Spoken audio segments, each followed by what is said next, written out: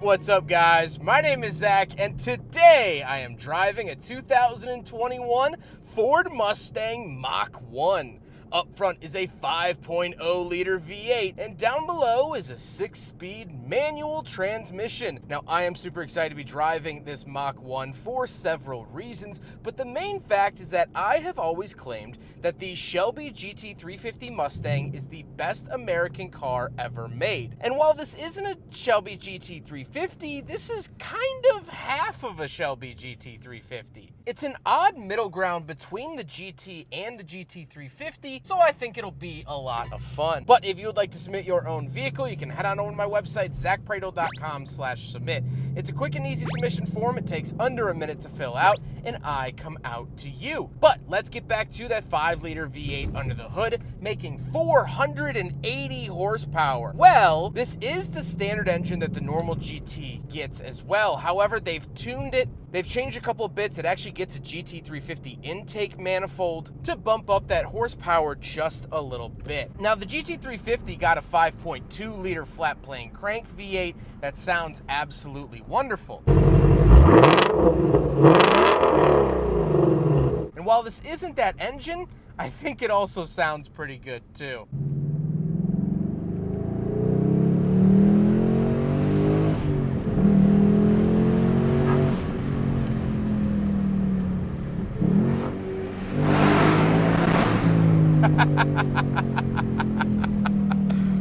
Yeah, it sounds good, and it drives real nice too. This 6-speed manual is out of the GT350, and this is the Tremec 6-speed as opposed to the GT's GetReg 6-speed. So, a little bit better. It's definitely a lot tighter, and I like the feeling of it a lot. It feels very direct. It feels very sporty, and more so like a more modern car, where the GetReg definitely feels very old-fashioned. Now, you might have one preference one way or the other, but I prefer the Tremec 6-speed. Last but not least, of course, the Mach 1 is rear-wheel drive. The rear-end suspension is actually the redesigned suspension from the GT500. So, although this is a parts bin parts car, it gets the good parts at least. How does it feel to drive the Mustang Mach 1? Well, it does feel like it has a healthy little bump over the standard GT. Now, I love the GTs from this era. I think that they're very good, even with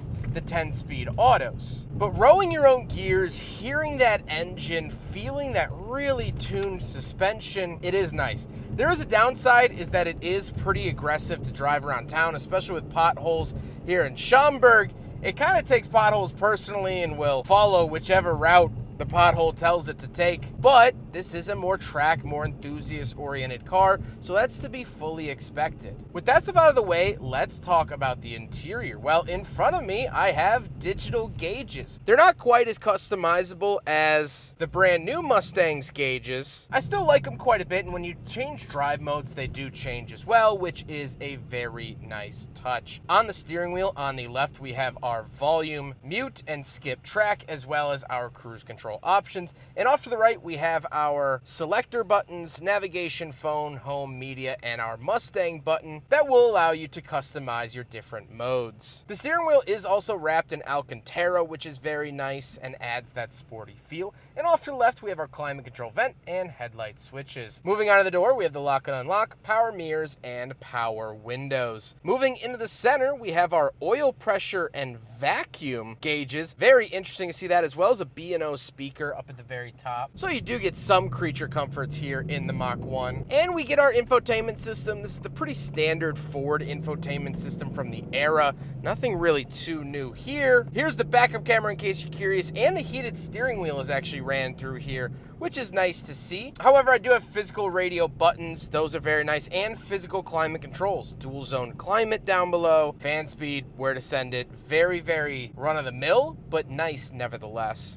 Then we have some interesting buttons. So first of all, we have the start-stop button, obviously for the vehicle's engine, but then we have our hazard switch, traction control off, our steering adjustment for normal, sport, and comfort steering, and then our mode button for our different drive modes, which are normal, my mode, sport plus, track, drag strip, snow and wet, and then back to normal. So you can't customize one for my mode. If you want comfy steering but loud exhaust, you can absolutely do that. Down below those switches, we have our USB inputs as well as our 12-volt outlet, and we have the shifter. Now, the shifter bezel says sync. Ford was still pushing this sync system, but the shifter is nice and short. It's a pretty short throw shifter. It's nice and solid. It's very, very confident, and that is what I love to see in vehicles like this, and that's what you get in the Mach 1. However, we do have cup holders, so we will do a big friggin' bottle test, and I don't know, it kind of fits down in there.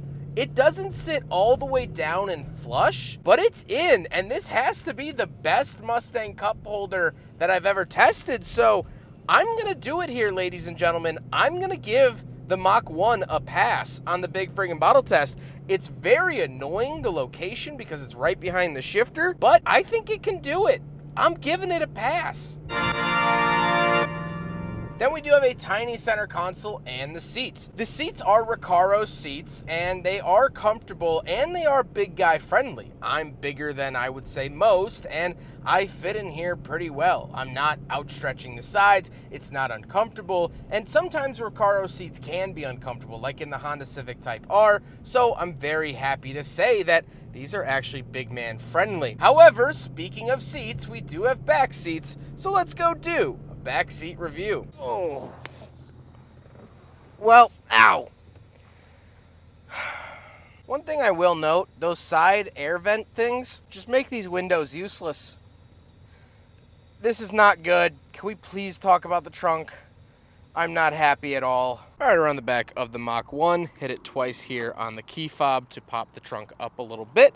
And once we come in here, here is the trunk. Nothing too crazy. You do get a really nice speaker back here, but no crazy amenities. It's a Mustang trunk. Don't expect it to mimic a U-Haul or anything like that. But there it is. That is the cargo space of a Mach 1 if you've ever been curious. Now we gotta talk about the looks, and I really love the look, not only of the Mach 1, but of this generation of Mustang. I think it's just a good looking generation. It's angular, it's angry enough, but it's not overly angry. It's not trying to shout in your face. It's not trying to be something you're not. It's also not blobby. I think it's just a very healthy middle ground, especially comparing it to the modern Mustang that just came out this year. So I think it's actually decently well done. However, with all of this being said, let's get on to my final thoughts. What do I think driving a Mustang Mach 1 from 2021? Well, there are two final thoughts that I really have. First of all, yes, this is basically a parts bin special.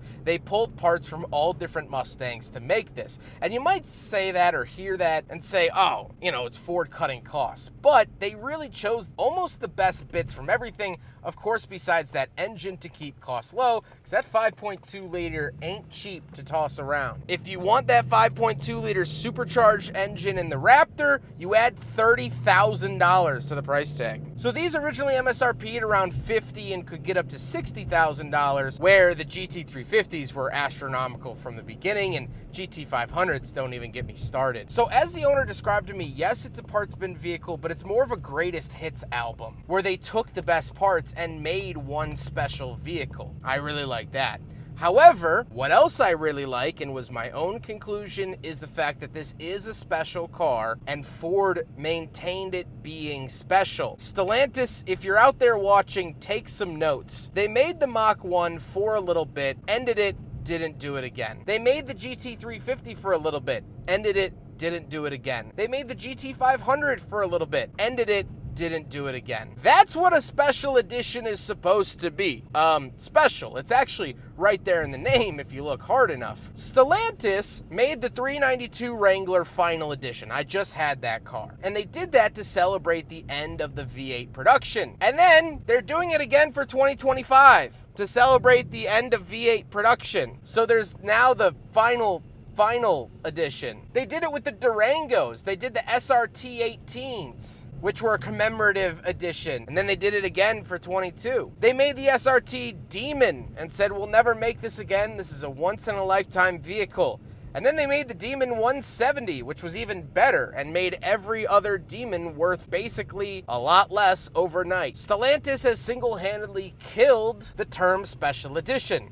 Well, Ford gets it. Ford understands it. And so to be driving a car like this, it is unique. It is special. And while in my head, it's a toss-up between the GT350 and the Raptor R as best American car ever made, for the money, it's hard to beat the Mach 1, especially here in 2024. Prices are starting to come down a little bit. You could enjoy these cars for not the craziest amount of money. And enjoy them you will, because this car is an absolute hoot and a half. That 5-liter V8 is great. The Tremec 6-speed, wonderful. It looks good. It feels special with the Mach 1 badging and paint scheme. This really, truly is a wonderful automobile, and I was so thankful for the opportunity to drive one here today. I hope you guys enjoyed the video. Huge thank you to Daniel for letting me take out his Ford Mustang Mach 1. Daniel has been great to work with. I appreciate him making time in his schedule for me today because this is something totally wicked. But I hope you guys enjoyed the video. Don't forget to rate the video, comment on the video, and subscribe if you really liked it. Take care, guys.